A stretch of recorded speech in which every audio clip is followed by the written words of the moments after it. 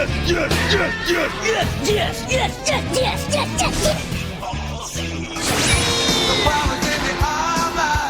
incredible! It's not a cartoon, it's anime!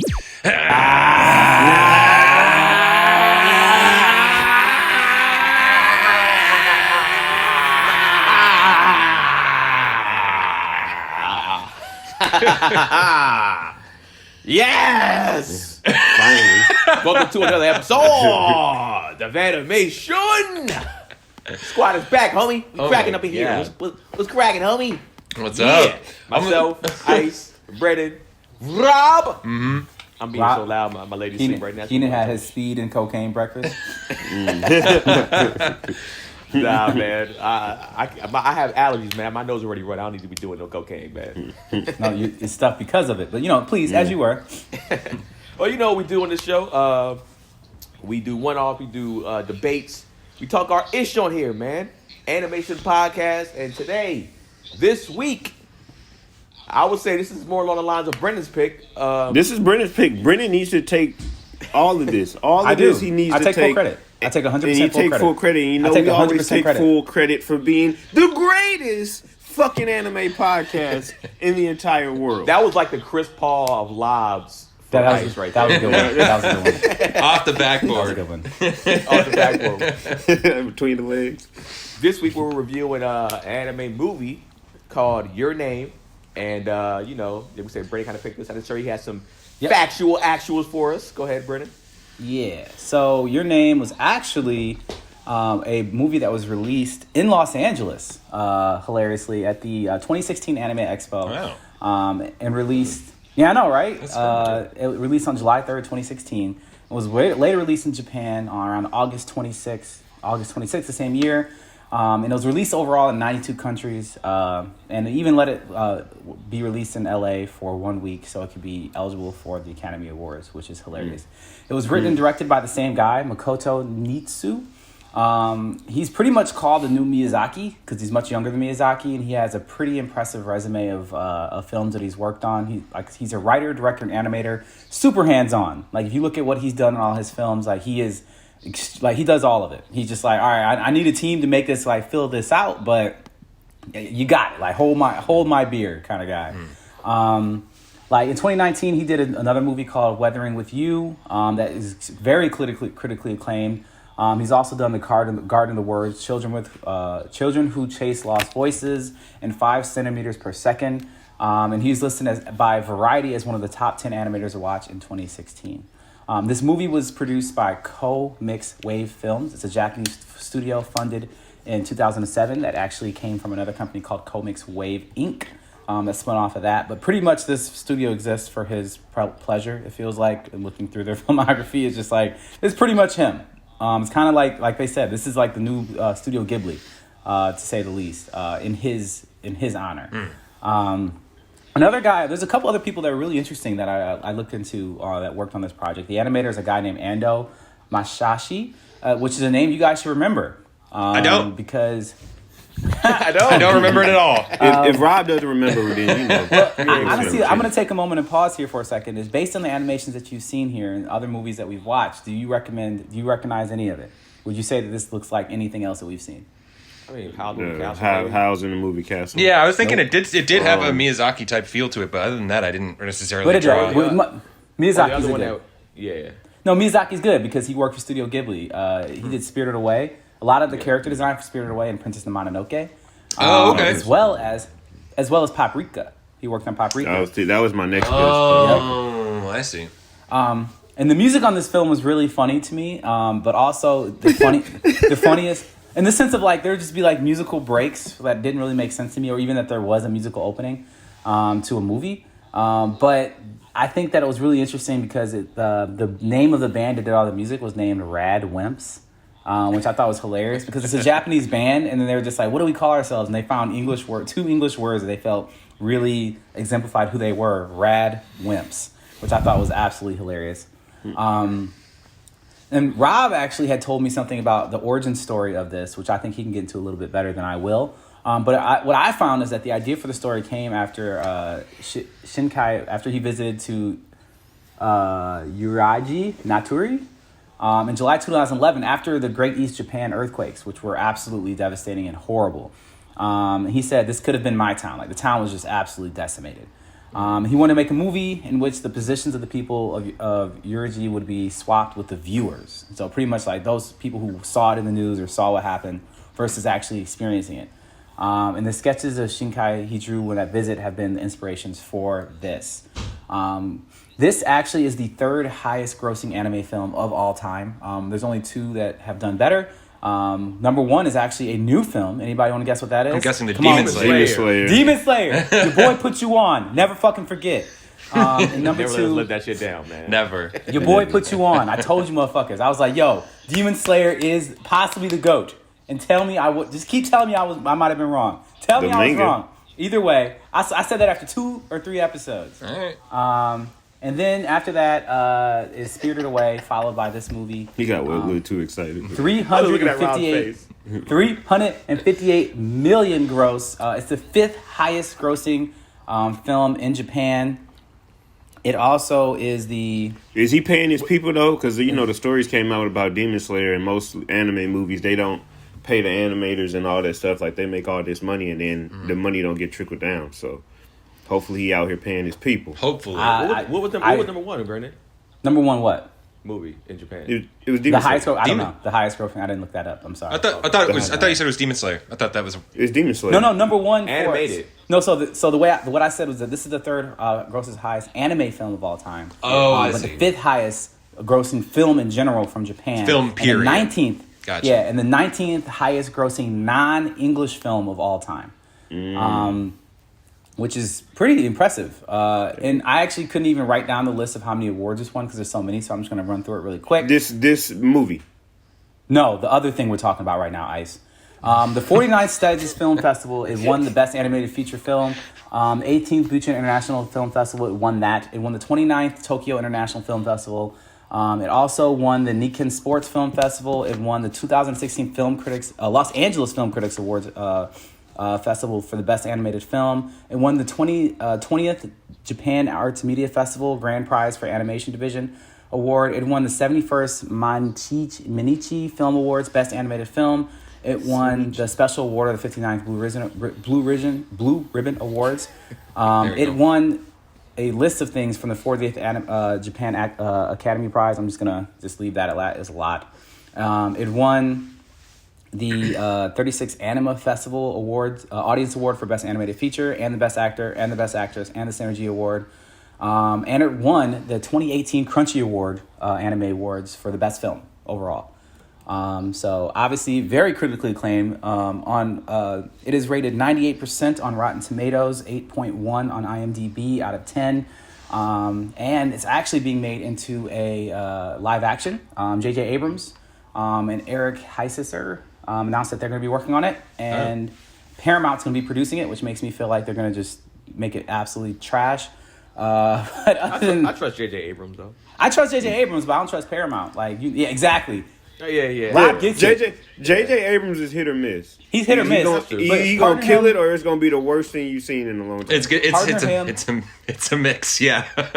Yeah, and partner him with Paramount, which doesn't have the best track record over the past 15 years of movies in general. So not too excited about that. But that concludes your factual actuals for today.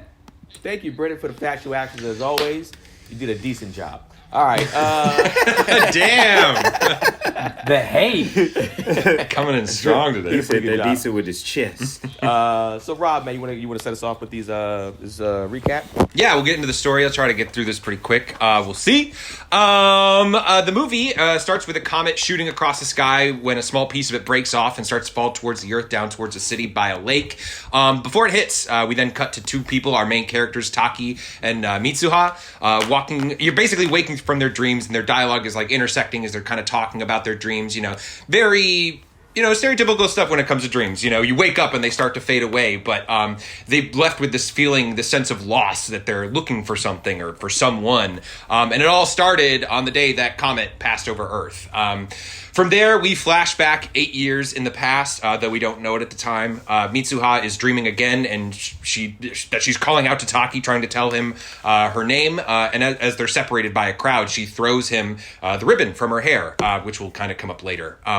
When she wakes up, she seems confused and grabs her boobs and freaks out when she sees her own reflection. And what actually ends up being the next day, she comes downstairs, and her grandmother and sister Yatsuha are telling her yesterday you were acting super strange, like you were possessed or something, but she's got no memory of it. And as they watch the news, we get some background on what's going on in the world. We see that the comet is on its way. It hasn't come yet. There's also a mayoral election going on, and her grandmother seems to have big issues with the current mayor. We'll find out more about that later. Mitsuha ties up her hair with that lucky ribbon that we saw earlier and heads to school, meeting up with her friends Sayaka and Tessie on the way, who also say she was acting and looking really different yesterday. And on the way, they also pass the mayor, giving a speech to a bunch of really unimpressed townspeople, and we find out here the mayor is her dad. And their relationship does not seem good, and it's basically made her a laughing stock at school, getting bullied by the popular kids. At school, they're talking about twilight, the time that's not really day or night, which kind of ends up being important later. And Mitsuha finds a mysterious message in her notebook asking, "Who are you?" On the way home, she and her friends complain about living in a small, boring town where there's nothing to do. But back at home, we see her grandmother runs the local Shinto shrine. And she gives Mitsuha and her sister a lecture on the importance of traditions. And even if they don't know what the meanings of them are, and they truly actually have no idea what the meanings of them are because they lost it all records of what the meanings were 200 years ago when a temple burned down in this big fire. Elsewhere, Tessie's dad, a local contractor, is drinking with the mayor, guaranteeing to help him win re-election. And on his way through the kitchen, he tells Tessie, hey, this weekend, you're going to be working on the construction site with me, and you're going to learn how to use explosives. But as he goes upstairs to his room, we see, Tessie's not really interested in that. He's kind of into, gadgets and computers and radios and stuff, because his room's just absolutely filled with that stuff.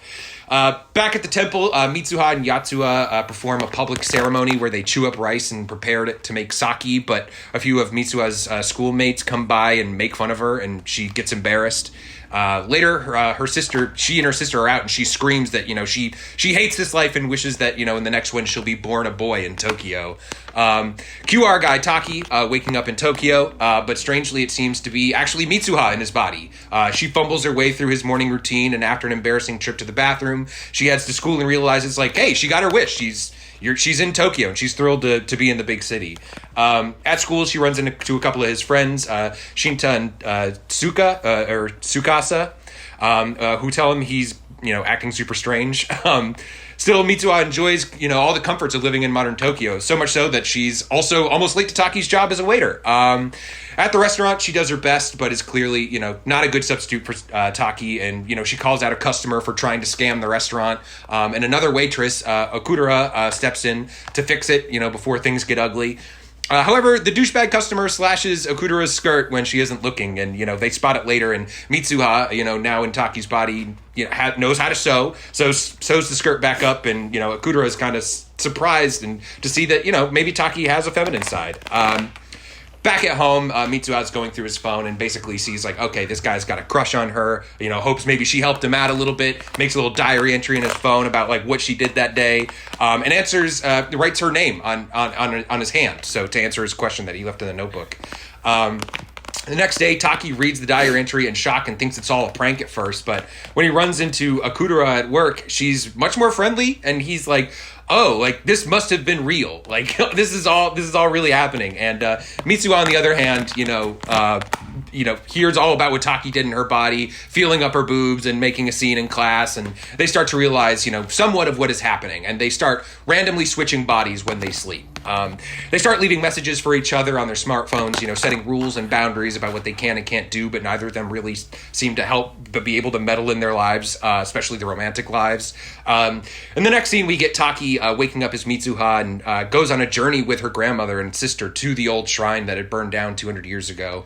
And on the way, the grandma explains Musubi, this local guardian deity, and how it connects to all the people and things. It's very like Yoda and the Force kind of conversation. Everything is Musubi. Like, it's all connected, and, time is, goes forward and backward and weaves in and out, just like the ribbons that we make. And when they arrive at the old temple, Grandma explains that, this is a holy place tied to the underworld, and, they have to leave their sake offerings as part of themselves, representing their connection with Musubi. And as they complete the ceremony, they stand atop the ridge that overlooks the town and the lake, and in twilight, the grandmother can see that it's actually Taki and Mitsuha's body, and when she calls him out, he wakes up in his own bed, crying.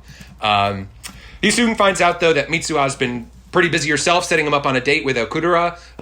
Taki doesn't do well on the date at all. He's awkward, even with Mitsuha leaving him helpful articles about dating for dummies. They go to see a photo exhibit where Taki recognizes the town of Itamori and is entranced. That's where he's been spending this time, knowing it's his connection to what he's been going through. And Okudera can kind of tell you used to like me, but there's somebody else at this point. And she thanks him for a nice time and goes on her way. And Taki decides all right, I'm just going to try and call Mitsuha and see what's up. Messed up a good one, man. She was bad. Everybody wanted Kudera, and he fumbled it. Back in Itomori, though, Mitsuha... Yeah, she's super bad. She was getting ready for the big festival, their big autumn festival. Even though she'd rather be back on the date in Tokyo, she says, when she goes to see her friends, they're shocked to see she's cut off most of her hair. We've talked about how that's an important thing usually culturally and what it represents, but she just says no, nothing's different. I just wanted to go do it. And they go to watch the comet pass overhead, but they see a piece break off and head towards them, and we end up back with Taki, who's unable to reach Mitsuha by phone. And in voiceover we find out that after that they stopped swapping bodies. And so that connection being broken, not being able to reach her, Taki decides to go look for her, using his memory and drawing skills, which he's actually pretty good, to draw what he remembers from Itomori. And his buddy Tsukasa and Okudera join him on a trip to go looking for it. And they run around, they're the countryside trying to show these pictures to people, and people, they're like, oh, that's a good drawing, but I don't know what that is. And that is until they go up to eat at the restaurant, and the chef there recognizes it as Itomori, that he had grown up there, and they're like, oh, well, can you show us where it is? And they give him this weird look, and it's like, that place was destroyed 3 years ago, when a comet struck it, and they find out about this huge disaster that he couldn't remember. And the whole town was wiped out. Basically it struck this lake, and the water flooded into the town, and basically everybody died. Not believing it, they drive to see it's true for themselves. And when Taki goes to check the messages that she left on his journal, they're all deleted one by one. And when they go to check the records later, they see all the names of all the people that he knew. How freaky was that, though? He was just I was just reading, and his phone is literally deleting them in front. I'd be like, I would have been showing them. Look at this.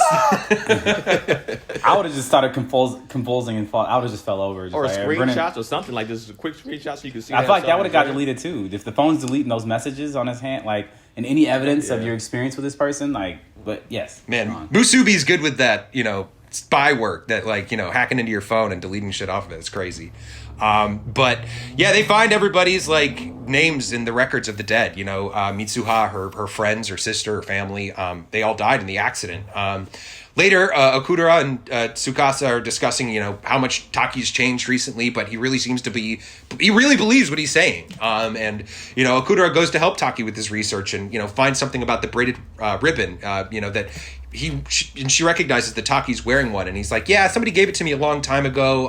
I kind of just took to wearing it for luck. And yeah, they talk more about how those ribbons represent the flow of time, and it doesn't always go in a straight line, and that kind of gives him an idea. And the next day he goes to that old temple on his own that he visited with Mitsuha's family, and when he gets there, he drinks the sake that they left behind, and it kind of sends him on this trippy journey through time and space, guided by this lucky ribbon where he sees all of Mitsuha's life, from her birth, her mother dying, her father leaving the temple, and being raised by her grandmother. And he raggedy as fuck for that too. And that was rough. That's a bad look for Dad. Definitely another trash anime father in this one. And even eventually he sees her death from the comet. And when the vision ends, he becomes Mitsuha again. And this was kind of funny. He's like happily crying and like grabbing her boobs again, just like so happy to be. I thought it was so funny. She's like, "Oh, I'm not going to do this for her." And his sister pops in. He's like, "I'm not going to do this again. Like, I have to respect her body." And she comes in and he's just sitting there like, I'm just so happy. But he goes downstairs and has a frank discussion with the grandmother, kind of just like, hey, like this is happening, this comet's coming, and the grandmother says like this is something that's happened in this family for generations. Like they always thought it was just dreams, but maybe they were really swapping bodies with people. And with that, seeing that there's still time, Taki heads out. Tries to warn the people in the town that this comet's coming. And he works with Mitsuha's friends, Tessie and Sayaka. They find these are the most down friends ever. Like if somebody came to me like, "There's a comet gonna hit us," I'd be like, "Huh." Get your dad's dynamite and explosives. And they were like, sounds good. We blow up our power system. Like, what? Okay, sorry, yeah. Yeah. But Taki thinks he can basically, you guys will come up with this plan. We're going to try to evacuate the town, get everybody to the high school, because that's the one place that I know is going to be safe. That was one of the few places that wasn't destroyed. And Taki thinks maybe, since Mitsuha is, the mayor's daughter, like maybe he can reason with him. Meanwhile, Tessie and Sayaka are making plans with the explosives, and they're going to cause a blackout, and Sayaka's going to make an emergency broadcast. And unfortunately, the meeting with the mayor goes horribly, and he tries to have Taki committed, basically. And instead, he runs out and tells anybody who will listen, grabbing people just like, you gotta get out of here. Finally, as a last-ditch effort, he takes Tessie's bike and decides to ride up to the Shinto temple where his body is.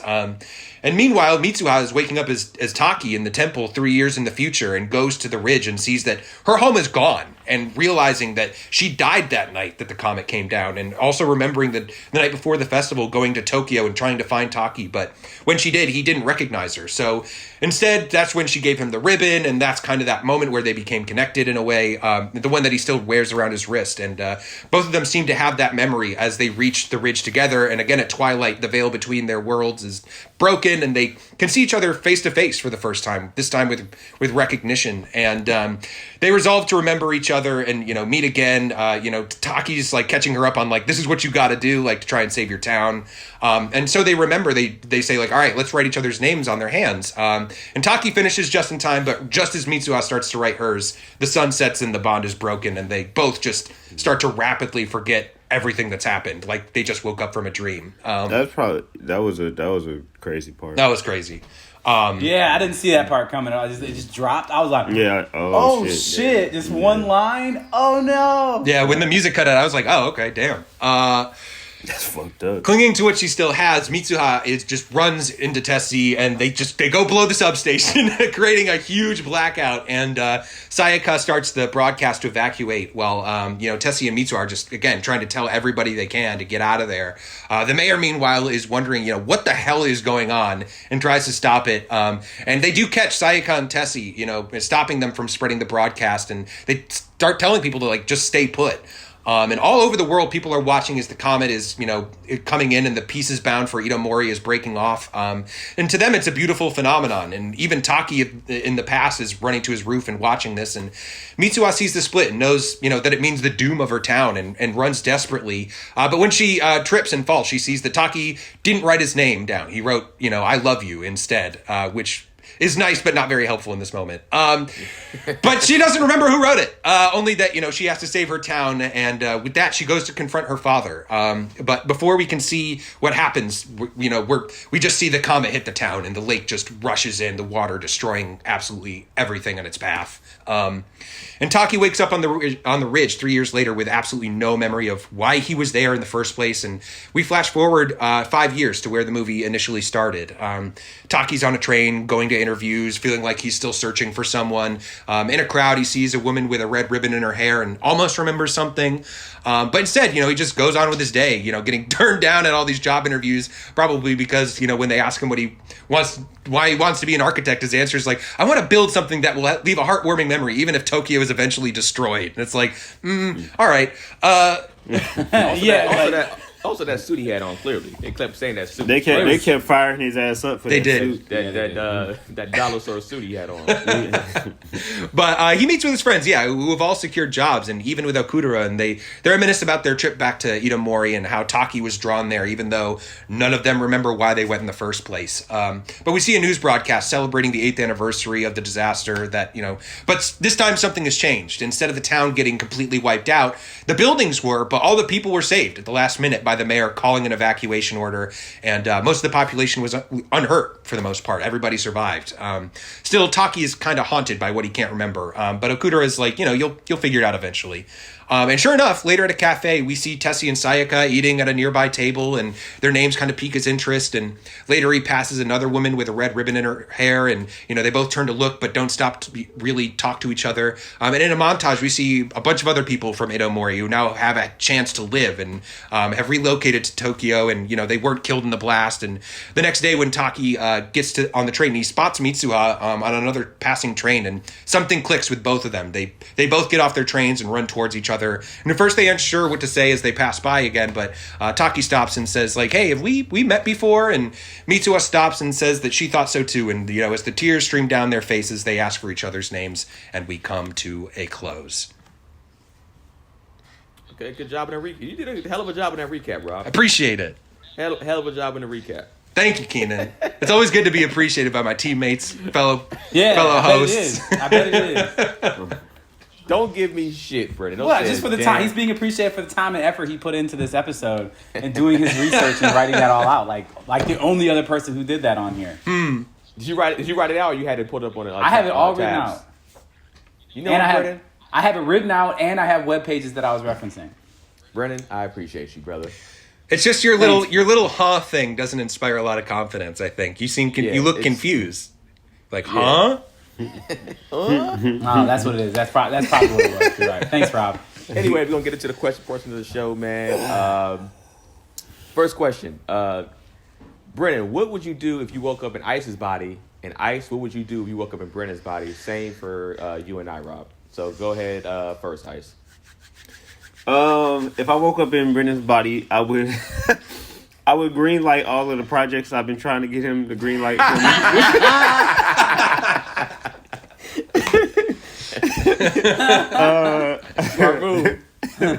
me. All the resources I have, put them towards Ice. Everything. Give Ice $100,000 to do all his stuff. All the things. Everybody pay attention over here. Oh my god. Definitely, that's what I do. But no, I think what I would do, because I wouldn't want to hurt his finances or anything like that. I wouldn't want to mess with his money. I think what I do is just humiliate him. I would probably get on Instagram or something and be like, hey, everybody come play Smash Brothers. Ain't nobody gonna beat me. And then just let everybody watch me in Smash Brothers, so they have shit to talk. Like every video game he been talking shit in, just let everybody watch me. So like when he get his body back, people always have that on him. That wouldn't even work because you're so trash at Smash that people would be like, this isn't even you. Like they would know. Like anybody who knows me, they just be like, this obviously. You wouldn't even know what character to pick, bro. Like, I'll play with you enough. You get the King K. Rool, whoever that dude is. Yeah, he's still trash. See, I play enough. I watch you enough. Yeah, but I'm just saying you would be. Let's put it this way, Rob. If you played me and I had Ice's skill level and I was actually trying, wouldn't you be like, "Are you okay?" I'd be so happy. I'd be like, "No, this is great." Maybe it's the wishful thinking. I'd be like, "Oh man, no, I'm not trying to ruin the illusion for myself." Are you kidding? Destroy you, get all kills, plaque you so many times. Exactly. Get the plaques. I'm okay. I'm good. I'm not. I would lose to Brennan. I'm not. I have no illusions of grandeur. But no, you would get devastated by me. Like if you could do 50 damage to me in a 3-life match, then I would be impressed. We did. I played you. I killed you before when we played. Remember you stand trying by to show what me I how just to play? It's already happened. All right, somebody sounds delusional. That's normally not a Brennan trait, but hey. If he's already proved that he killed you, he done 50 more damage. Yeah, I've already. Yeah. If you don't see on Brennan's page, on his background, he has the Spirited Away and then a ha. So you'll It's see. not you Spirited watching Away, YouTube. sir. Whatever, it's the same shit. What? It's Spirited all the Away same. isn't even. Spirited Away is not even a love story. It's all in the same vein of animation. It's spirit. Yeah. It's stuff. It's I see where these ratings are gonna go. Ice, you finished up? Yeah, that's it. That's all. A part of me would want to do that, but I wouldn't mess up his money, so I would just do the humiliation part. You should definitely still say you get financed. You don't have to put $100,000 towards it, but I would I would green light everything. He'd come back to the body, be like, "Hey, trying to make those spills, baby." Remember that contract you wrote and signed in the same day? Fuck, Brendan. The first thing I would do is run. Because I would want to know what it would feel like to be able to run in Ice's body, since all he talks about is how athletic and how fast he is and all that shit. And how he talks about his legs so damn much. I would run, and then I would run to every single person that I knew personally and apologize for all the bullshit that I put them through. I would be like, I'm so sorry that I'm illogical. I promise I'll be better. And then I would run to a bookstore and buy a bunch of motherfucking books to help educate myself on how life works. I'm here to make life better for Ice. So he would wake up. I wouldn't read any of the books because I have the memory. I've already read these books. But I would run to that bookstore. I would put them next to his bed. I would set up a bunch of apologies for everybody. I would write out a bunch of apologies from people and send it from my text message to just a bunch of people, specifically women probably. I would try to figure out who they were and just like, yo, look, I was not who I was supposed to be. I will be a better man. Logic has been a real issue for me. Logic. And I'm doing everything that I can to learn how to be more of a logical being. And so I've started to look at it, and I would send pictures of the books. Like, I guarantee you and promise you on my word as a man, to every person I care about, that I will read these books by the end of this month. You know, like, I would just make all these like crazy promises that are all self-improvement promises for Ice. So it seems like it's petty and fucked up, but it's actually meant for Ice to be better. It's petty and fucked up, but it's still what you just said at the second part too. It's all those things. It's all those things. So that's what I would do. I would be running a lot to make a lot of promises. I would actually just want to be a fly on the wall and see that interaction, and just like when he comes back to his body, you know, Ice, there's something different about you. You're such a something. Just I don't know. You're just such a sweet guy. You wrote me a poem and stuff. I didn't know you had this side to you. Like, it's so much depth in this. What are you talking? What you wrote made sense. Like, what is this? Like, you just spoke with so much logic yesterday. You're a new man. his son's gonna be like, Dad, that's the best conversation we've ever No, not at all. If I do anything else, I talk to my son. I give you the women shit, but never with my kid, bro. I always talk to him. God. I was like, where's the line? Let me cross it. Yeah, I was gonna say, I knew that was a trigger coming. I knew that damn. Oh man, for me with Rob, I think I would wake up and do everything that I normally do in his body. Just to see what it's like as a white person. not even just that. I would want to just fuck up his energy, in the sense of, like, you know, what he does, his routine. I feel like Rob's a routine guy. Oh yeah, definitely. I'll say, like, what the fuck are you doing? Why are you just doing 150 push-ups right now? He's just like, I would definitely use white privilege. You're goddamn right. I'm sorry, Rob. May as well while you're there. I mean, when in Rome. What would you do? Like, what is the white privilege thing you would do? Like, for me, I don't even know. Like, I've only had one day. I would just go and experience today. Like, walk around and go grocery shopping and shit, and just see how people treat me. It'll be a lot of complaining about. Let me talk to the manager. Let me talk to the managers. Who do you think you are? I pay your salary. That'll be me in fucking every situation. I pay taxes. Fucking salary. Run a few stop signs just to see, you know, like, get pulled over. I would cuss out officers. I would make sure if I see any black person in any type of trouble, that'll be my goal too. Like the latter half of my day, I'll be going around like, "Hey, you fucking dickhead officer! You can't do this!" I'll stand in front of a gun, all that shit. Oh my God! I won't get shot, Rob. I'm saying, please don't. Trust me. Yeah, all right. Not gonna shoot you. All right, cool. I had some other stuff I wanted to do, but I don't want to get you in trouble when you get back to your body. So I appreciate that. You can use your imagination what I'm thinking about. But yeah, you want to use that black belt? No, it was up. It's some other stuff I was gonna do. Some other stuff I might say, but I don't want to do that for Rob's sake because he's a good guy. I appreciate that. I don't know. If I woke up as Keenan, I would probably call a doctor and schedule a full physical and be like, "Hey, I've been fainting when I'm working out because that's the same thing. I want to help Keenan. I don't want to mess up anything. I don't want how can I better Keenan's life? I don't know because I don't want to post on your social media because I'm not gonna have this. I'm not gonna have the jokes. I would probably just stay inside because I'm like, nobody's gonna buy me as Keenan right now. And I would do Bro, if you went on social media, Hey, don't forget he lives with his girl too. So it's not like you're gonna be to avoid people. I know, it'd be like, Janelle, like something has happened. I would do something. Actually, I can't believe it took them like however long it fucking took them. I would call myself and be like, who's in my body? Who picks up the phone? Like they didn't call like. They have smartphones, and that was something I couldn't believe they didn't try until like he went on that date to be like, let me give them a call and just like let's talk. Instead of just like leaving each other like messages like scrawled into the wall or whatever.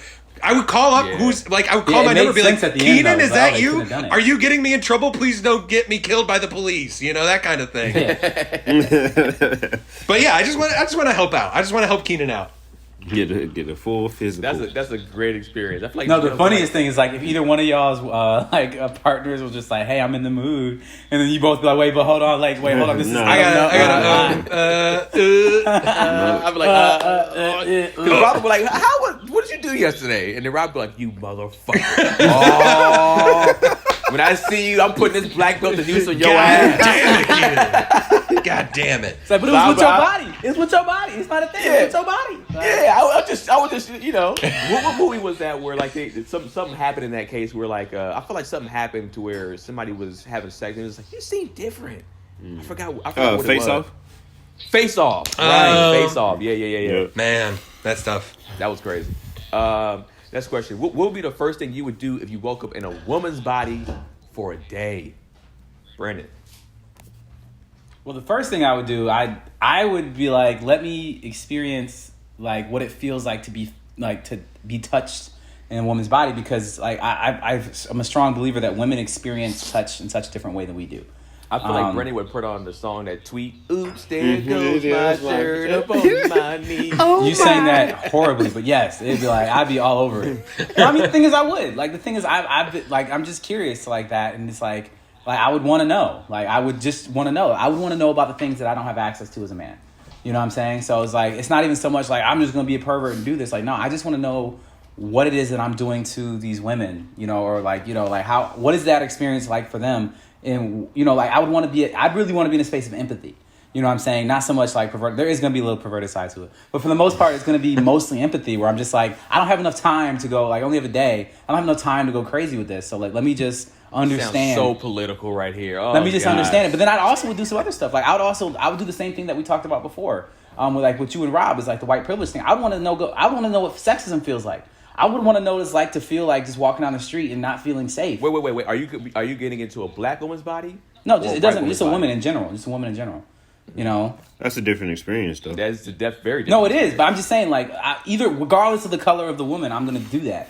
You know what I'm saying? To get that experience, because that's still a woman's experience. That's not just a black woman's experience. Like, there's a different experience for a black woman. But my point being is that all women have experienced life this world and this universe and our perspective, specifically the United States, but all over the world, completely differently than men. Mm-hmm. You know, their interactions with other human beings are completely different. And so for me, I would want to experience that and feel it so I could, again, better empathize. So that's what I would do. Rob? I would try to see how much free shit I could get. I'd get on like a dating app, try to see like, all right, like who can I meet up with for lunch? Rob, that's what. Yes, you're not political with this shit. I'm like British. I'd try to get that's some drinks. That's what I would honestly do. I'm just trying. I mean, if I got a day, like, you know, I would definitely do what Taki did. Just like, oh, okay, like take some time with that, and then just like, all right. Go to the spot, treat myself real nice, and then try to get some free stuff. Oh, okay, he grabbed his titties. Just so y'all know, for who's listening. You know, so that's what I would do. All right, I feel that. For me, I would do like I said in the Cowboy Bebop episode. First thing I'm doing is sucking my own titty. I gotta just see, just experience that moment. We talked about that in another episode. What I would do. We talked about that in another episode. Yeah, I don't remember that. Yeah. What makes you think your titty's gonna reach? Like, what if you're? I might have little titties. Remember in the Cowboy Bebop episode, there was like the dude that had breasts. Oh, that's right. That's right. And I had that whole episode where I was just going off. Y'all were just like, oh gosh, here goes Keenan. But I mean, I feel like Rob kind of did what I would do, and if I'm not single and I'm in a relationship, oh man, I'm going to start every argument possible. I am going to be just unbearable to whomever this is. Oh my god, I'm going to be nuts, and you know, Actually, I might make a lot of sense because I'm gonna be coming from. Nah, I ain't gonna go there. But anyways, Where is it? I am taking this clip and giving it to Yo. Janelle. Like, yo, by the way, Janelle just here's walked what in he- when I said that. So Just you know the context is what I want to know. I want to ask her. Do you understand the context of what your man just said? Ice. I don't know. I think I would. All you guys had great answers. I would do some variation of all of those things. Outside of Brennan, so I'm not that political, but I think that I would. I guess no. I get free game. I get free game. I'll talk to other women. I would figure some stuff out. I would implant my seed in different women. Like, hey, what about that Ice guy? This guy, have you seen this guy? Have you seen this guy? Selfish bastard. Wow. Have you seen this guy? Diabolical. This is what Ice is. I don't. You know what's funny? Don't even. This is not far fetched. That is so on brand. That's funny. Like that is so. I'm going to talk to other women so they understand that they should probably go and meet me and 100%. 100%. I would put me on. Hey, look good. Find one of my best pictures on the gram. Talk myself up, and I hear wake he's up. Hilarious. packing. Oh yeah, that's what I was Free saying. advertisement. You carried around a ding-a-ling picture of yourself and her phone. It's like, see, I'm just saying. Yeah, that's exactly what I would do. That's hilarious. Next question. What's a long lost friend that you sometimes wonder about what they're up to? Ice. So it'd be my friend Alvaro. If you guys follow me or watch any of my stories lately, I've been talking about, since I've been missing Keenan and I's show, the Bonfire Stories. I've been just telling stories, and one of the stories I talked about is how I was in a illegal immigrant sex house, and how we came to that conclusion is that I had a friend named Alvaro who spoke Spanish, and he was able to talk to the Mexican people who would come to my house every weekend. And when I was telling that story, I was like, damn, I wonder what he was doing, because that was in high school, and since high school I haven't seen him, and I would wonder, I wonder what he's doing with his life, because he was a really good friend, and I just would like to see what he's doing with his life. Rob. I don't know. I've actually got a couple of friends that I've known a long time, like way back, and so, but there's definitely people I've lost contact with. I guess, I don't know, there was this kid, Steven, that, we went to, pre-K together, and, we were thick as thieves in pre-K, and then, we went to different schools, and, just completely lost track of each other. And I remember, his mom and his family were just like, yeah, you can come visit us over in yada yada town or whatever sometime. And I remember I told my mom, she's like, I don't know where that is. We're not going there. I'm not, this is even MapQuest, you know what I mean? So, yeah. And, we kind of lost contact. We actually did sort of end up reconnecting very briefly on Facebook. I want to say when I think we both were in college at that point. And it was kind of just like, oh, hey, it's you. Yeah. And but even then, we sent each other the friend request, and then that was it. You know what I mean? There was no real catch up. So yeah, just somebody that I knew that far back would be interesting to hear from. Yeah, same here. It was it's this cat named LeVar that I grew up with. I used to go to the Boys and Girls School with. His dad was in the military too. So when we lived on base, we would go to his house and hang out sometimes, spend a night and stuff like that. And same thing with what Rob just said. I think on Facebook, in college, sometimes we did hit each other up, and it's just like, oh, long time no talk to. Then we didn't talk. Yeah. There was no conversation. But I remember that was my homie. We played ball together. It was just and I just wonder, make sure, I just want to know if he's cool, how's his pops doing, because his family was always cool, and how everything's just going with him. And it's just it's crazy when you lose touch with people that like that. I mean, everything could be completely upside down for them or amazing for them. Yeah. So I just want to know how he's doing. Brennan? First of all, I like to point out that Ice has desensitized all of us with his stories. He just said some wild shit, and nobody even. Yeah, at this point, it's kind of just go nobody even everybody was just like, oh, okay, and just kept it going. And also on what Rob said, I think it's really crazy to imagine how much human time has been saved by things like Google Maps, in the sense of I don't know where that is, and people would have to sit down and literally draw out a way to get there and then write it down. A map, You have to actual stop map. and maybe ask directions. Just how much time has been saved in travel experience. But for me, there's a guy named, I'll say his whole government, Matt Madigan. He was the homie back in elementary school. We were super chill. We used to be on all kind of adventures. We used to live in the same neighborhood. And my neighborhood had this really long creek in it. And we would go explore the creek and see what's going on and find new places. There's a farmhouse with crazy cool cars over here and all this other kind of stuff. And we was super cool. And then he just moved one day, just bloop, just gone. And that was before the internets. And so it was like, if you were like, Brendan, like find this brother right now, I don't know how I would. So yeah, we were just super cool. Like you put his whole name in before, try to see him on Facebook. It's like there's a lot of people with that name. Especially Matt, and that's super. Yeah, Matt, yeah. And it's like, is it Matt? Is it Matthew? Like, which like there was just so many variations of it that I'm just like, maybe hopefully one day he'll look for me because my name is extremely unique. It's like there's not too many Brennan Edwardses on this planet. So I know you've checked, so.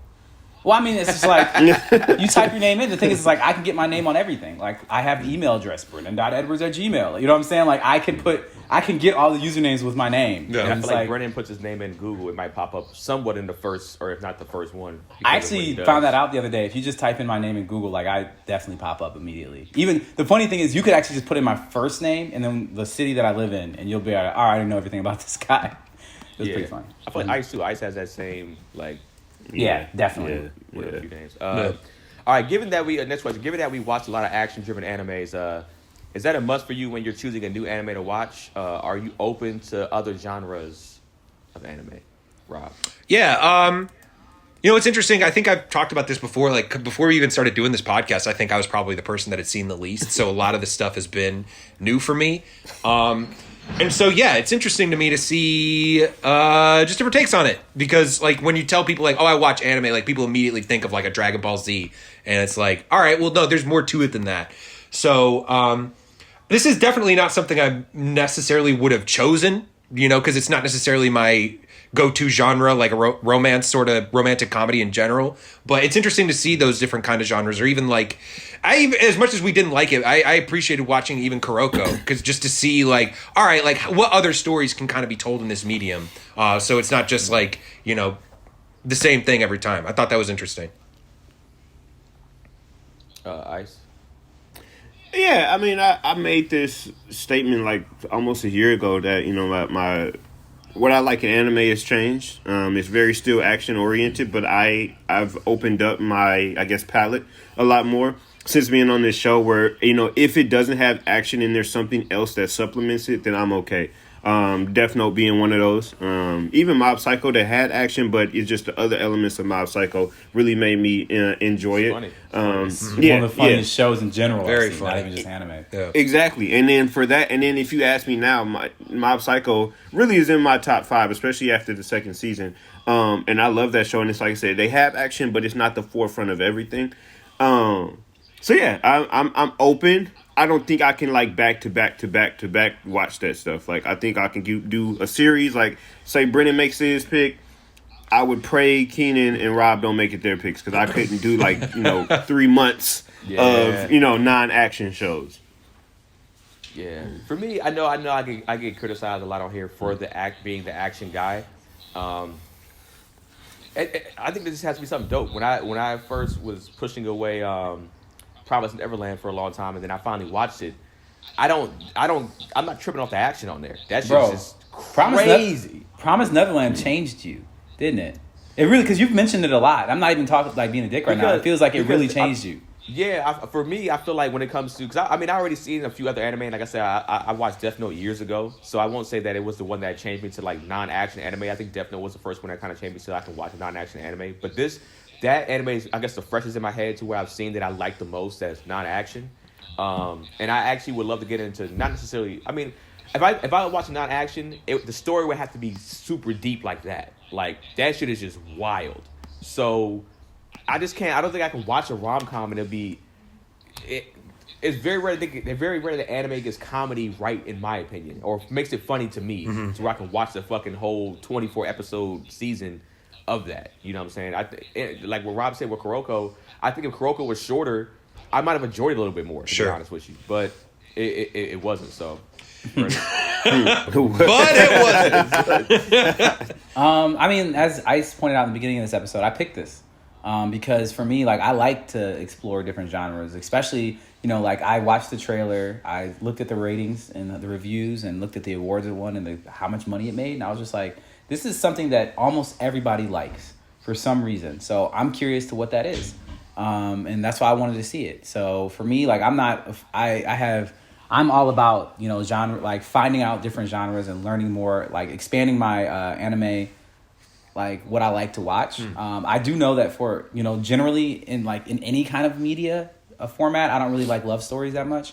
Sometimes they're dope though, So there's like you can speak like I said, speaking generally, that's not really my vibe, Right. But sometimes I really like it. So for me, it's like if something is like universally acclaimed and it's in a genre I might not like, I'm with it. I mean, there's one genre I just won't watch, in general, but other than that, I'm down. What? I don't watch horror shit. I don't do it. Yeah. Oh, that's right. right. Yeah, you don't. Is it Tokyo Ghoul? That's kind of gore. That's horror. But I'm good. I'm good with gore. I can deal with gore all day. Horror. So give me an example of horror. Like, what do you see as horror that you won't fuck with? Like I saw what's that horror movie where the girl crawls out of the TV? Oh, The Ring. The Ring. Yeah, shit like that. Got you. I don't understand why somebody would watch that, because for me it implants those thoughts in my mind. So like when I'm at home alone and that's just like a TV screen, it's like, why do I want to look at a TV screen and be like, something might crawl out of that and kill me? Like, why would I want to have that thought? Like, for me, I'm just like... Living on the edge, man. Live on the edge, Brennan. I don't want to be nervous about things I don't need to be nervous about. So like, can you do crime stuff, documentaries? Like Night Stalker and shit? Dude, I just don't watched that particularly Night enjoy those for Stalker the same shit. reason. Oh my god. That shit is fucking crazy. I don't particularly enjoy that stuff because for me, again, like even like the Citizen app, like my brother was like, you got to download it. It tells you all the crazy stuff happening around you. I'm just like, Oh, no. I don't wanna need know. that real, Citizens. that real anxiety. Crazy. no, it's like, the thing is, I feel like I'm There was already... a break-in 3 doors down. Yeah. Exactly. I'm ready. I feel like I'm already informed enough about the negative side of human nature that I don't need to be constantly reminded of it, and be thinking about that. Like, because I'd rather focus on the positive side. I'd rather focus on building and growing. You know what I'm saying? It's hard to do that when you still have fear in your presence. So for me, it's like those things allow fear to be in your space and in your energy, and I don't have space for that. Mm-hmm. Okay. I mean, I feel that. That's a very logical explanation, to be honest with you. I'm Like a anti. bitch. Huh? You said what? What do you say? You said I'm the You anti. got to repeat it. It just makes it funny that he doesn't know what you said. It's hilarious. It's so much better. He didn't hear. Next question. What anime character's body would you want to switch places? And remember, they get your body. This was a tough answer for me, like a tough question. I'm gonna go. I'll go generic and simple, I guess. I will go Goku, just because that's what I have. That's a wild choice, my friend. That's the worst choice. That's a That is wild the worst choice. you could possibly say. Yeah, You're gonna wake up because with the your inverse. ass got beat. He's gonna be challenging people to fights. He's gonna put your body through the worst strain possible. that's you're a gonna wild You're gonna choice. take your body back. It's gonna be a pulp on the bed in a hospital. Yeah. That's what it's gonna be. That is the worst choice you could have possibly made. I can't believe you even said that. I am disappointed in your decision making on the And day. Janelle gonna be mad as hell at you because you ain't gonna pay no attention to her. No smash. What are you doing? Ew. I gotta go train. Oh man, what happened? You were gonna go find the strongest person that you can find and challenge them to a battle. It's what you're gonna do. You're gonna be like, hey, Big Ja. Like, hey, Big Ja. Like, yo, what's up? But seriously though, use a bitch. Like, what's up? You can't do nothing. But he doesn't come at it like that. He comes at it very in a friendly way. He's like, you just look strong. Can I challenge you? Does he get into fights? he would find his way into a fight. Oh, it's just a friendly spar, John. Like, No, that's all you got. That's as hard as you can hit. Like, I would actually be more excited for him in my body because I would want to just see him trying to power up when there's no power up. Just Oh see my him, God. Like, he just see, just like, you didn't think that through though, did you? But Goku has hands did. though. Like, he Wait, has you thought hands. that through? You realized you're gonna wake up in a bloody pulp? I thought that's why I said remember they get your body also. I didn't make did you say go that. into their body. That's why I said I wanted both because I wanted people to have the answers for both ends. I'm saying you thought about what happens to your body with Goku in it, and you were like, "That's my choice." Yes, I did. Because I was thinking of somebody else lightly, but I feel like Goku the most because I was thinking about myself and his body also. But then when I thought about him and my body, Me and Rob, immediately as soon as you said Goku, me and Rob were both just like, No way. immediately. He has a Dragon Ball Z shirt on. And yeah, exactly. But of course, I would do all the things that I would want to do in Goku's body. I would probably. Yeah. Why? Yeah, I would definitely fly. I would use the yeah. beams. I would power up. I would fuck up a lot of people that I think that are doing bad and harm to the world. Sure. Flies So right. I might end up making him a villain. He might be from the boys now. He's the dude from the boys. He's looking out there. For some reason, I feel like you would fly straight to Mar-a-Lago. I don't know why, but it just feels like a vibe. Could be. But I would do some stuff like that to like. I feel like I would try to. It might start a war, to be honest. But at the end of the day, that's his problem at that point, not mine. Goku's got to deal with that. Yeah, Brendan. It's funny. I'd actually be in the same show because I thought about this, but I would definitely not pick Goku. I would pick a Piccolo. And the reason I would pick Piccolo is because Piccolo is a person that's like Zen. He understands, like he has a broad understanding. One of the most intelligent characters in anime in general. And he's just a boss. And you still get all the things you would get in Goku's body. You know what I'm saying? I can still fly. I can still throw beams. I can still do all this crazy stuff. And Piccolo in my body, I feel like he would just take this on as a spiritual journey and like treat my body as a temple and just be like, look, let me like see what I could, like, what can I achieve and like what's the, what can I be in this body? What is it that I'm supposed to be learning that I'm here? Like I feel like he would take it as like a vision quest or a spirit quest. And so I'm like, all right, cool. I get all the powers of Dragon Ball Z, but I also get somebody in my body that's going to treat it as a temple at the same time. So for me, I just like Piccolo all day. Like You're no fucking fun, bro. You gave up bro. A chance to have hair, and you went to another bald person. Like, maybe it's been a long time. It's funny. been that long since I've had hair, but no, Ice. I don't give a fuck about having hair. Brennan didn't even is consider it. literally probably the Piccolo of all of us on this show. Like he picked the character that he's most like. There's no real change. That is such a fucking easy answer, bro. Wow, you're damn near not changing if you're turning into Piccolo. Besides flying and shit, but mentally, I feel like you're gonna be very similar. I can blow up the fucking moon. You make it seem like it's just like you're gonna be the same person. Like I can. What are you gonna do with those powers, though? What are you gonna do? I said I'm gonna destroy the people that are trying to destroy this earth. I'm gonna deal with them. The thing is, I just want the choice. You know what I'm saying? Like I want to be in the body. I'm gonna fly around. I'm gonna figure it out as I go. I'm gonna be the most powerful green man that's ever existed. It's gonna be fucking amazing. Like I'll be 100% here for it. Rob, save us. Actually, it's funny we're all staying in the same show because I was thinking about this earlier, but I'm going a completely different way. I'm going with Krillin actually because I know because number one, hear me out. Because God, what is happening? you might be worse than Keenan right here. No, that was a trash answer. No, hear me out. You're as good as Krillin, right? You're a black belt. You're as good as Krillin, bro. No, I'm not. Krillin Krillin definitely still has the beams. He's got enough power that I'm like, all right, I don't have to. Because here's the thing. I'm thinking about who's going to be in my body. And Krillin is a good dude, and he's not going to fuck up my life. He's going to chill, and he's going to hang out, and he's going to fucking eat chips. And I'm going to come back, and my place is still going to be the same. Meanwhile, I get to go hang out and still get all of the, like, powers. I'm not, like, because I'm not going, like, you, like, getting that amount of power all at once, you're not going to know how to handle that. So I'm taking, like, the next step. I still got the sex robot wife back at home. I got, like, I got my job because I considered Gohan, but then I'm like, but then he's got, like, conferences he's got to go to. Krillin's a cop. He's got his feet up. He's eating donuts all day. He's chilling. Krillin's got it solved, man. Like, and he's still the strongest human on Earth. If I felt like it, I could still pull up to Mar-a-Lago and give who a problem. So, like, I'm just saying. I know it seems out of the box, but I think honestly, I'm taking it because I don't trust a lot of those other characters in my shoes. Wait. Would you trust Piccolo? I guess, but then he's just like hanging out in the fucking desert, like. He come back with sunburn. Yeah, he's just meditating. Like I don't know, man.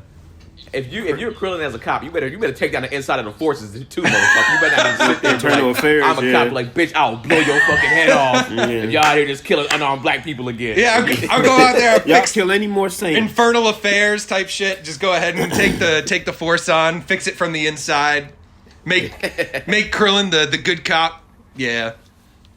You safe pick, motherfuckers. Ice, take us away, man. I would do it from Rob's perspective. I'm thinking more so on the back end, like who would be calm in my body, right? And then I can go crazy in their body, right? So I'm good. I would switch bodies with Mob. Like that's who I would do because Mob's not gonna do nothing in my body. He's gonna just be chilling, maybe a little timid, maybe not talk as much, which is not outside of my character. He ain't gonna get none of your chicks. He gonna go with all your chicks, bro. Hey, hi, you want to meet up tonight?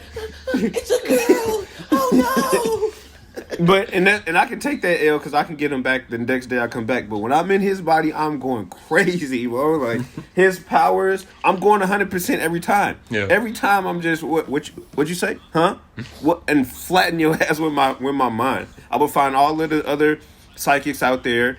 I would kick it with Reagan ass just so he can crack me up. Like I'll just be in there kicking it with him. Like we'll just be out there doing dumb shit. Like I just have a fun ass day and just try to fight whoever I can with my mind and just do like pranks with my mind and shit.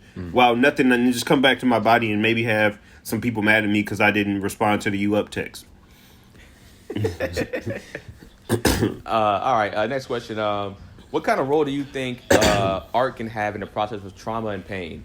Has art helped you through a difficult time, Rob?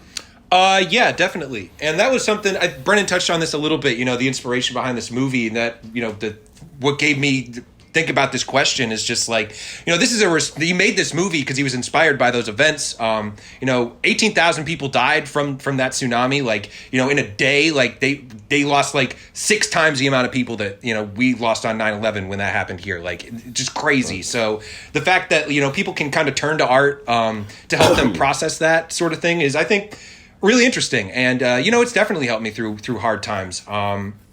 And that's why I think I still like to work in a creative space, working with Transit, working with you guys doing this show, because I could be having a bad time. I could be having a bad day and like do this. And then like, it'll, can turn my whole day around. And even just being able to kind of connect, Appreciate that, Rob. you guys, but like, but for real, like, I think art can have a really powerful impact on people and just like help you really work through shit that, maybe you can have a hard time getting out of, For me, I definitely think so. I always say I use my art for what I do in stand-up comedy. It's my therapy, and there's been a lot of jokes that are painful that are not necessarily jokes when you break down the service level of them shits, and they're funny to people, and then people tell me they can relate. And some of those jokes, it took me a long time to actually really find the real humor in them because this shit was so dark that you just was like, man. But I knew there was something there to make people at least relate somewhat, or at least see the story. And somebody could be like, well, I know somebody like that, or whatever the case may be. Or they'd be like, not necessarily feel sorry for you, but they could just be like, all right, man, we appreciate you giving us your pain and making it into art just so we can laugh. And I know that, I guess that's kind of like it's like Kevin Hart's laughing my pain. It's just like, that's what a lot of us do as comedians. So I definitely think art can be used in that in any type of way like that. Brennan? Well, I fully agree. I've dedicated my life to art. Even before. Muted. Yeah, your mic's not working. Hey, there we go. Haha. Yeah. For me, it's the same. I've dedicated my life to art. Like before I owned Transit Pictures, I owned another art company called Fraternal Easels, where I promoted black fine art. Is that I've seen the benefit of art. I've lived with it. I have a twin brother who's an artist and a pure artist through and through. If you know him, you know exactly what I'm talking about. And I've just seen the effect that he's had on people around us and the world around him. And just saying, if one person can have that effect, what can a group of people, what can a collective, what can a world of artists really do? And then when I went to college, I learned that the media can't decide what you think, but they can decide what you think about. And that was more pushed towards. Yeah, and that was more pushed towards like, the news or whatever. But it's like, no, like take that on a macro scale and just say, no, media can't decide what you think, but it can decide what you think about. Even us watching this movie has inspired us to have conversations we never would normally. So I think that, art is a very, very powerful tool for any kind of thing that you're going through, wanting to be inspired from. Like it can inspire every kind of emotion, help you through anything. I think it's an extremely powerful tool that's really important part of the human condition and human nature. Agreed. Nice. Yeah, of course. I'm just trying to figure out what he said. What do I say after that? I didn't want to put you back to back after me because I felt like you were going to do stand up also. So I felt like it would just be double. So I was trying to break it up, but yeah. Yeah, that of course. Obviously, me being a comedian, that's a part of my life, and me, like Keenan, we have a show about it. So we tell stories, and 9 times out of 10, those stories are very dark stories. But we find that humor of it, and I think even just overall as people, comedians or not, some of our funniest stories that we tell people weren't funny at the time, and what we find that art form in a sense of doing that. Yeah, I think what Brendan said is just my biggest appreciation of art is what it invokes, and seeing that, it's one thing to tell somebody something. I can tell you about what I'm doing on my life, but if you go to a movie and you see something, it's like, oh shit, like Ice has been telling me about this, but seeing it visually, that really put me in another spot. And I think that just the emotion that art invokes is it's helped me through a bunch of stuff, even unknowingly. Unknowingly, I used to just draw when I would get mad at certain things, and I'm a terrible artist, but the fact that I was even doing it, it helped that it got me through something is a big piece of it. So yeah, 100%. I want to see these drawings. Just, Bro, this stick figure just doing this.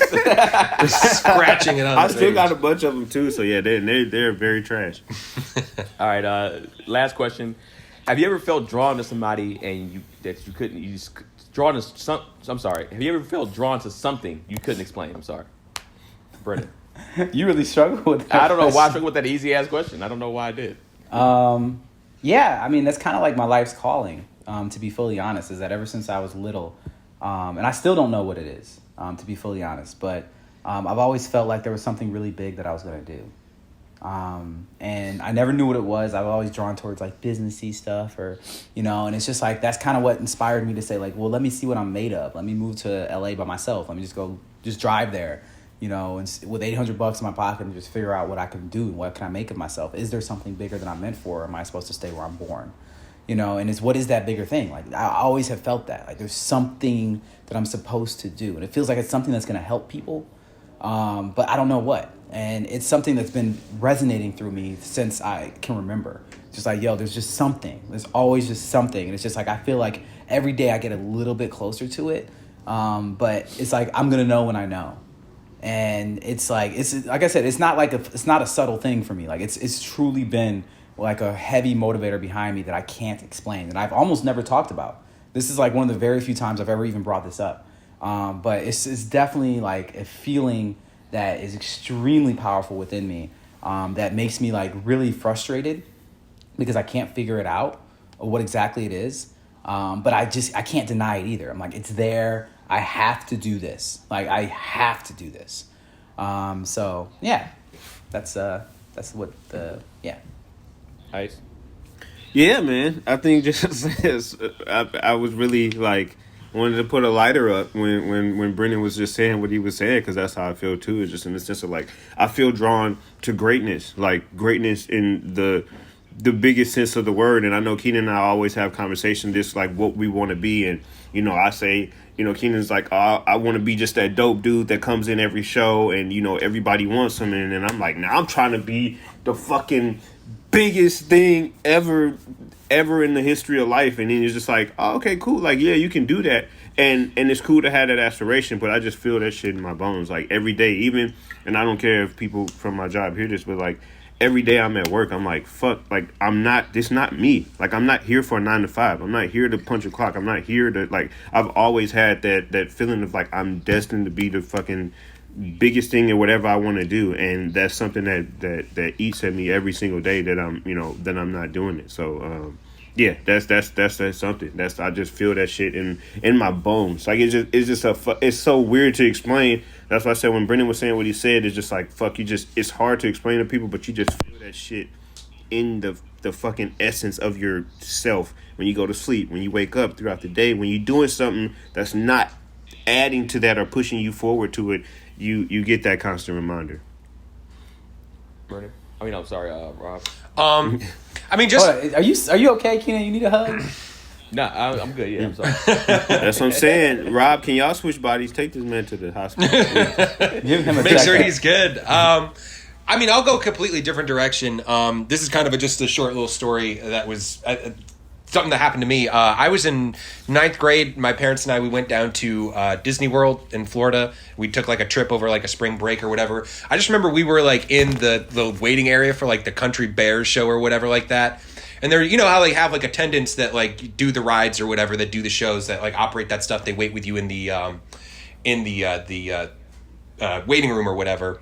And there was this older guy, and he like walked up to my family, and he was just like, he pointed at me, and he was just like, "You look so much like this kid I grew up with." And if you've ever been to Disney, any of their parks, they have like their hometown like on their pin, like underneath their name. And my mom said like, "Oh, that's actually where my dad grew up." And it turned out he was my grandfather's like childhood next door neighbor.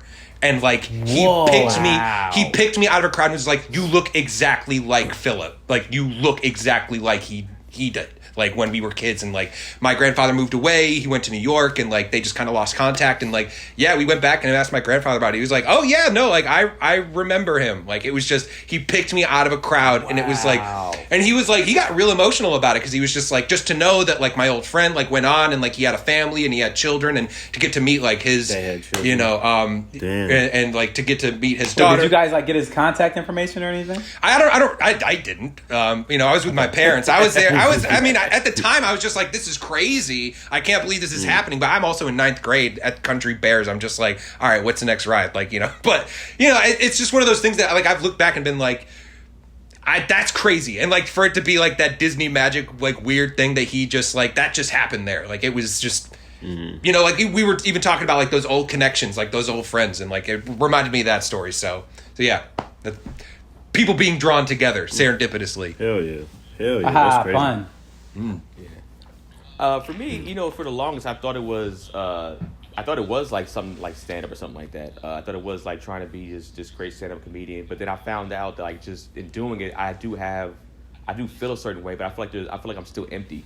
I feel like, and maybe because I haven't achieved even my financial goals, but I still feel like it's bigger than that. I feel like it's, you know, I feel like I'm drawn to like supposed to help our community more. You know what I'm saying? I feel like it's I wouldn't feel right if I'm this big person and then I'm not helping out in some type of way. I just always felt like I look at somebody like my brother he's doing a lot for the community. I feel like just me telling my story is doing somewhat, but I wish I could do more. And I feel like it's still like kind of what Brandon was saying. Also, I still feel like I can't fully explain it, but I feel like that at least that's part of it. That's part of my bigger picture. It's like stand up is there, but that's not the biggest thing I'm going to do. It's going to be helping a lot of people that look like me and stuff like that. Facts. So all right, let's that's the end of the question portion. Let's jump into our likes, dislikes, and our ratings for the show, for the movie. Oh man, Rob, you wanna lead this one off? Sure. I'll be honest, this first half hour, this movie was real rough for me. Watching it the first time, I was like, I was falling asleep. Like it was, but then as soon as like they kind of had that scene at the temple where like you saw like, oh, this meteor is gonna come in, and it kind of even seeing that water rush in and kind of click. It clicked for me in my mind of just like, oh, this movie isn't necessarily even about what we're seeing. It's about that like disaster, and kind of it's like a cultural like event for, and I'm sure like, and with that context, the movie kind of took on a different meaning for me. I mean, so at least as far as likes and dislikes, I did not like the beginning of the movie. Watching it again, I felt a little bit more like, all right, I see the purpose of like them establishing normal life before like they go crazy with the asteroid stuff. But I thought the ending of it was interesting. I feel like having the context of knowing like what this guy was inspired by helped me understand it and unlock more of it. The idea of like, damn, this could have been any place, you know, that just got wiped off the map and we have no control over that. And, you know, wanting that wish fulfillment of being able to change that.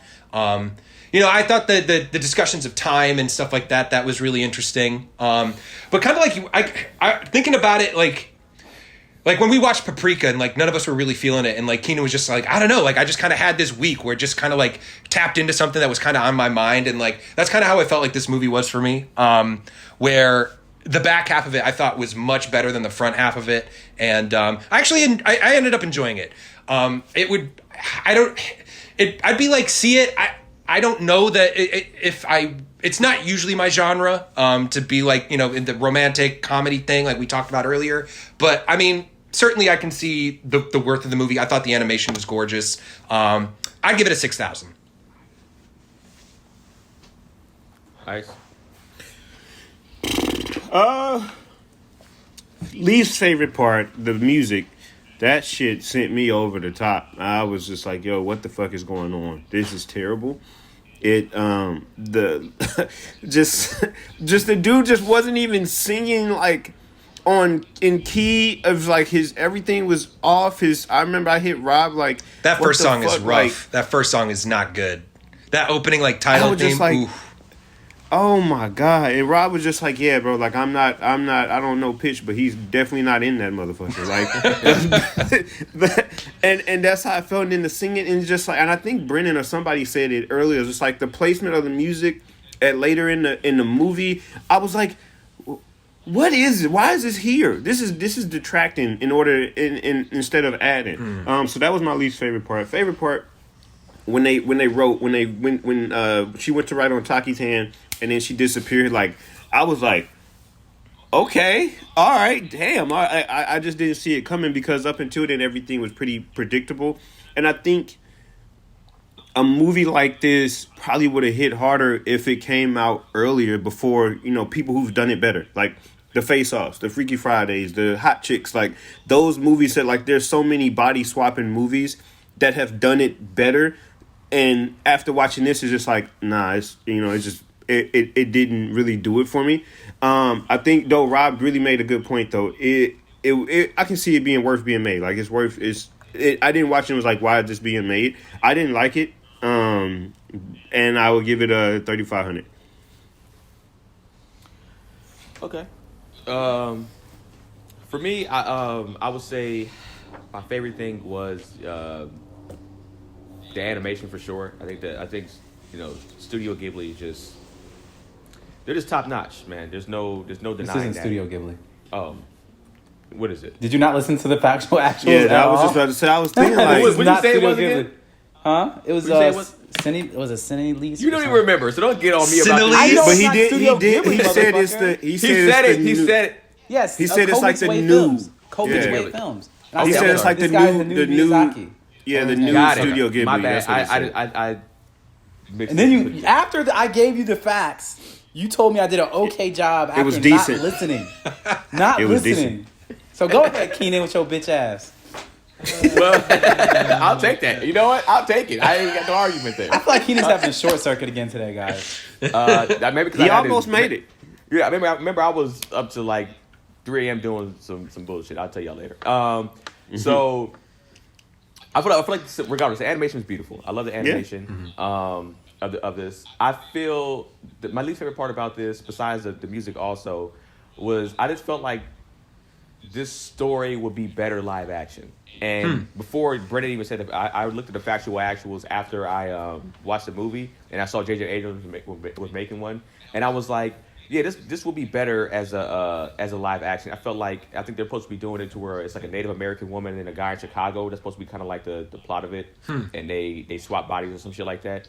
And I feel like that would hit. I feel like this didn't need to be told as an animation. My issue with I guess movies like this is like when you can tell this in a regular movie, in an animation, what's going to be spectacular about it in the sense of how it's going to be done? It's not. It's just I'd rather just see real people do it if that's the case. When I watch animations, a lot of times I want to see something that's not necessarily real. Like maybe that's why they make these things talking animals where we're at, and they'll make it'd be two talking animals going through this story, and I might have felt it more for whatever reason, either real people or animals. I don't know. Maybe that's how it was conditioned. Because it's grounded. Everything in the movie was grounded. Yeah, and I feel like in this sense too, I feel like this movie might not have did well here in the sense of like in the box office, anyways. Like I know it was critically acclaimed, but I feel like box office wise, it would have bombed because this would have been a movie more for like preteens, and I don't think parents are going to be taking the movies to kids to go see this shit. It's like, you got $10, you want to go see it yourself, go see it, but I'm not taking you to go see this shit. But at the end of the day, I get it. I get why this movie hit hard. I get why it was big in the area that it was big in. I think the plot could have, like in the sense of swapping bodies, is crazy. I think when Brennan initially told me I think he said something about they're swapping bodies and they're across a world or something like that. So I was expecting somebody, maybe here and somebody maybe in Japan or somebody across completely different planes like that. But I get it. And I don't hate it. It's not my genre either. like that. Because I mean, if you're gonna do something like this, I feel like the comedy has to be stronger. If that's the case, if it's gonna be kind of like a rom com or whatever it is, I need stronger comedy if that's the case. But I give it an overall. I give it a 5,800. Brandon. My favorite part of the movie, without question, was the animation. This is some of the most beautiful animation I've seen in anything. Even just like the transitional shots with like the sun going across the characters' faces or the glimmers of it. It's just like, yo, like this is really good. And it was just absolutely like, just from watching it, I was just like, I kept getting like just distracted by how beautiful this movie was. I was watching because I have like a home theater too, so like for me, I was like, it's on a projector on my whole wall is this shit. Just surround sound and everything. Yeah, so I have surround sound and all that kind of stuff. So it's just like at my house, I'm watching it, and I was like, this is an experience. Least favorite's easy. The musical interludes didn't make any sense to me. I didn't understand them. Like the only thing I could even justify them with is being like, maybe they're trying to show you that there's a transition of like, here's the prelude to what you need to understand, so you can start watching the movie, and then here's the movie started. That's kind of how it felt to me. And so I was like, all right, if you look at it that way, it's bearable. But other than that, I was like, not so much.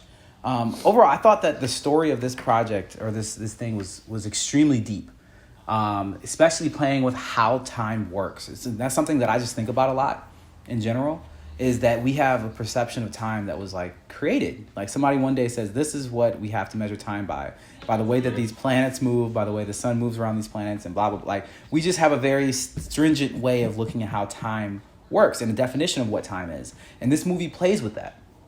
You know what I'm saying? It's just like, is that really what it is? You know, it's like, is that really how time works? Is that really how connection works?